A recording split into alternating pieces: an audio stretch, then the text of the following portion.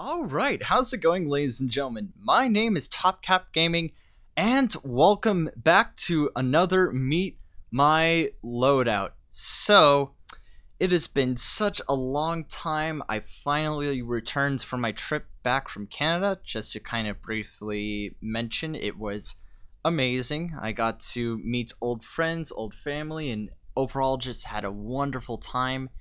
And yeah, in the past few days of coming back were pretty hectic, trying to go out and visit my grandma for her birthday and getting ready to move back to school.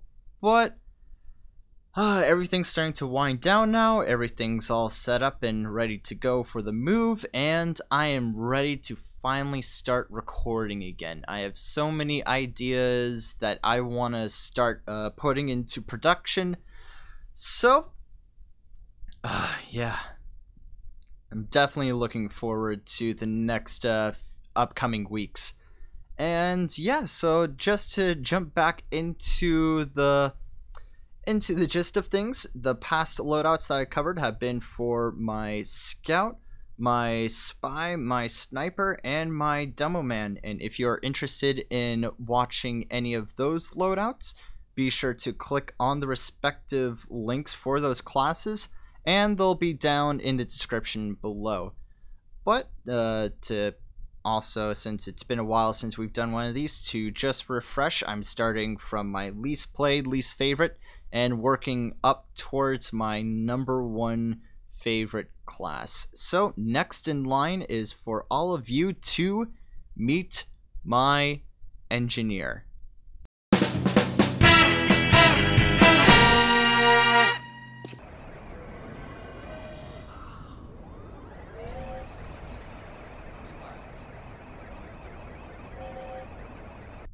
So, aside from the spy, the engineer was the second class to receive the most amount of changes from the gunmetal update. So, I definitely had to do the most amount of overhaul for all of my loadouts with the engineer. And yeah, just to kind of quickly go back over again, A is my attacking, B is my defending, C is my fun loadout, and D is for my MVM. So, without any further delay, let's just start talking about the loadouts, and I'll kind of mention offhand as some of the reasons why I chose certain weapons and how my decisions were influenced by the gunmetal update. So, for my attacking loadout, it's the Frontier Justice, Pistol, and the Jag. The Jag has become pretty much the dominant wrench within TF2 just because of how noticeable the 30% construction build speed is for this. And oh my god, it is amazing. Sentry guns and dispensers go up in such an amazing amount of time. And yeah, it's kind of hard to actually transition off of the Jag to a different wrench because it's actually noticeable how fast things are built with this thing. And so yeah, now we finally have a viable wrench to have a more offensive sentry gun loadout aside from just the gunslinger. So my offensive loadout was definitely one that received the most amount of change. I put the Frontier Justice because you're going to be putting up a lot of level 1 and sometimes level 2 sentries, and usually they'll get destroyed before you can get to level 3, but they will tend to get a decent amount of kills before someone takes them down, and considering that they're in very offensive positions, they'll be getting a few kills, and then the enemy team's definitely going to try taking that out pretty quick, and all those kills will earn you all those delicious critical hits. So yeah, I love this combination of the Jag and the Frontier Justice, and that's why I run it. And to kind of round everything off, I use the pistol for when I have my sentry gun up, just to kind of spy check around and to just put out some additional damage, because I want to save actually using the Frontier Justice for when I have those critical hits stored up. So the pistol is just another way to put out some pretty good damage. Now going to my defending loadout, I definitely want to say that the biggest upset that I have from the gunmetal update is the change with the Sigafu save. The Sigafu save was the most reliable method of saving your sentry gun from a near death experience, and they made some changes with how the rescue ranger heals a sentry gun when it's still has the Wrangler shield up. So the Sigafu save is no longer a strong, viable option to save your sentry guns while on defense. Just to kind of give more thoughts about it, still, it was kind of a needed change just to add a bit more diversity, because having the Rescue Ranger, Wrangler, and a wrench made for the most optimal defensive loadout. But that doesn't sway me from still using the two weapons for my defending loadout. And speaking about it, let's just quickly mention what they are. Of course, they're, like I said, the Rescue Ranger, the Wrangler, and for this one, I have the Jag.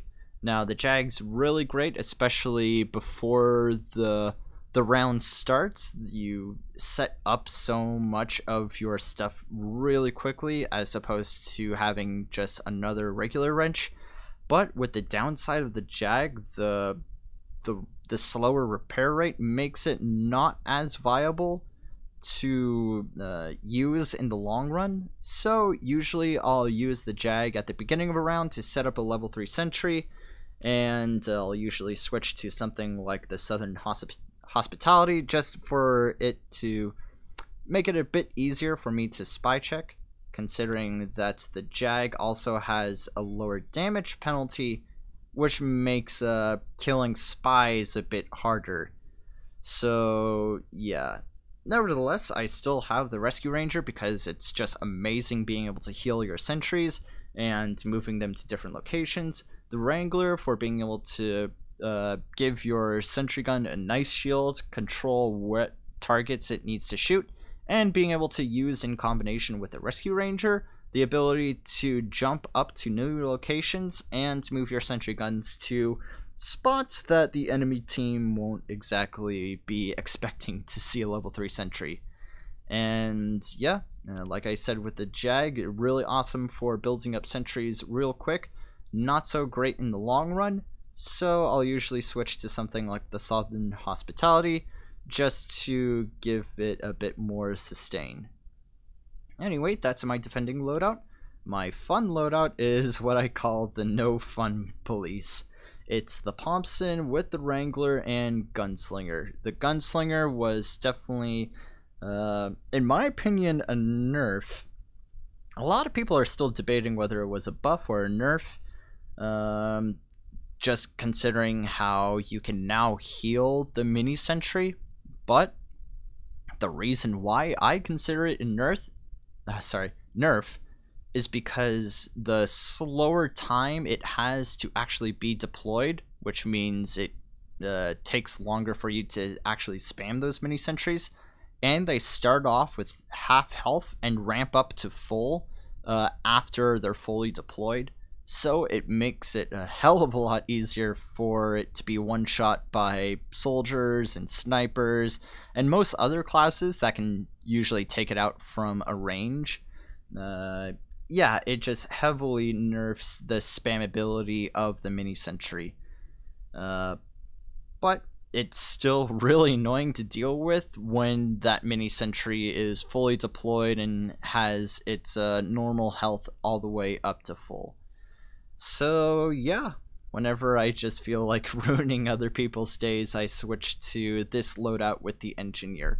The Thompson, because, well, it's the Thompson, really annoying to be able to infinitely spam shots that drain spies' cloaks and medic Uber charges. The Wrangler in combination with the mini sentry to just be a pest from even a greater distance away. And at times, if I don't think the Wrangler is a viable option, I'll usually switch to something like the pistol or the short circuit just to be able to, yeah, either the pistol to put out more damage with the mini sentry, or the short circuit just to be able to deal with soldiers and demo man and just make them not viable at all. So yeah, that's my no fun police loadout. And then finally, my MVM loadout is the Rescue Ranger, the Wrangler, and the Jag. Yeah, I'm pretty upset with the change to the Sigafu save because it makes it a lot harder to defend your sentry gun in MVM, because I really used the Sigafu save a lot during that time to keep my sentry guns up and to yeah, basically just to keep my sentries from not being mowed down by infinite crit soldiers and giant heavies. Yeah, and the Jag I used before the gunmetal update, so this loadout pretty much has not changed in the slightest. The Jag was became viable once you upgraded its swing speed, because then its so-called extra build speed actually came into play once you start hitting it more often. And yeah, not too much to talk about the MVM loadout, other than worth mentioning that Engineer is my main in MVM. Ironically, it's not the Pyro, just because back when everyone was either saying play a meta class for MVM or we're kicking you off of the server, I would default to Engineer, and that's the first one I started off with and got to know the best. So I usually play Engineer, or I'll fill with some other class like either the Heavy or the Soldier, something else that doesn't require too much knowledge of how to play. So yeah, that's pretty much all of the loadouts that I have. In case you haven't noticed yet, I got a little cops and robbers theme going on with my Engineer. Something a little bit fun. But yeah, so that is my loadout for the Engineer. Anyways, I'm very thankful for all of you to tune in and watch this, and yep, my name is TopCap Gaming. Thank you all so much for being patient with me for the past 2 weeks. I plan to actually be on a more regular schedule now, and I look forward to seeing you all in the next video. Alright, bye bye.